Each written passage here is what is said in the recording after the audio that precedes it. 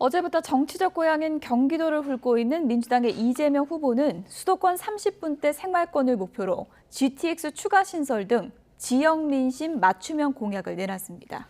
국민의힘 윤석열 후보는 외교 안보 관련 비전을 발표하면서 강한 지도자상의 리더십을 보여주겠다는 계획입니다. 국회 취재기자 연결합니다. 김승환 기자. 네, 국회입니다. 네, 이재명 후보 조금 전에 경기도 공약을 발표했는데 내용을 정리해 주시죠. 네, 이 후보의 경기 공약엔 교통과 재건축 규제 완화 등 도민들이 가장 시급하게 생각하는 현안 해결을 위한 방안이 담겼습니다.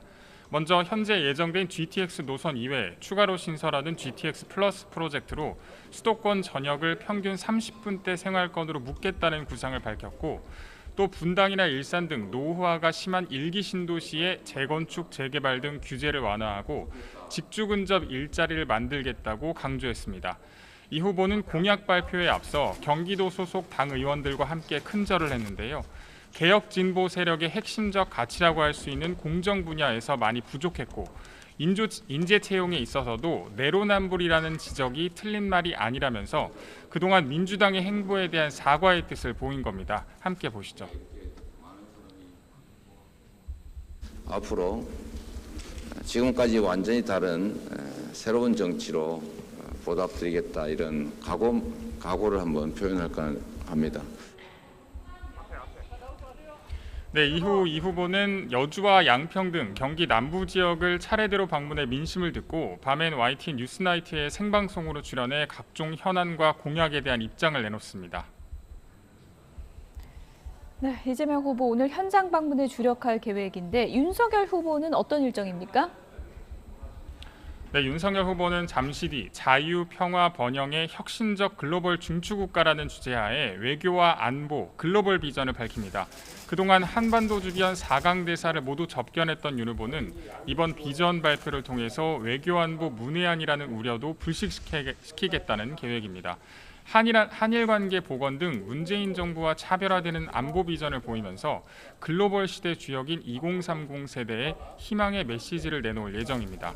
선대본부 측은 윤 후보가 다음 주 설을 앞두고 설 밥상에 국민들이 이해할 수 있는 거대 담론을 내놓아야 한다는 생각을 갖고 있다면서 이번 주로 예정됐던 호남 방문도 미루고 경제와 사법 등에서 잇따라 비전을 내놓을 계획이라고 설명했습니다.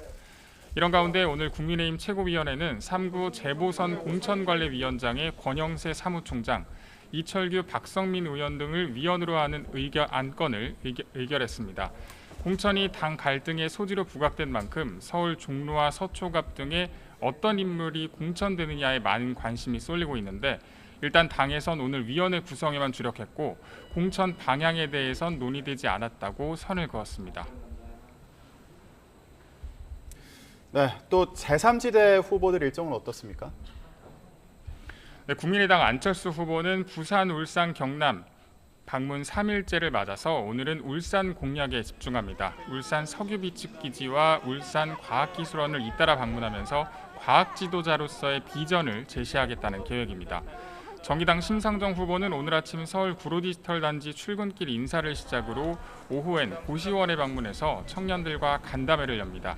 청년 노동자 같은 핵심 지지층 호소에 주력하면서 정체된 지지율을 끌어올리겠다는 방침입니다. 지금까지 국회에서 YTN 김승환입니다.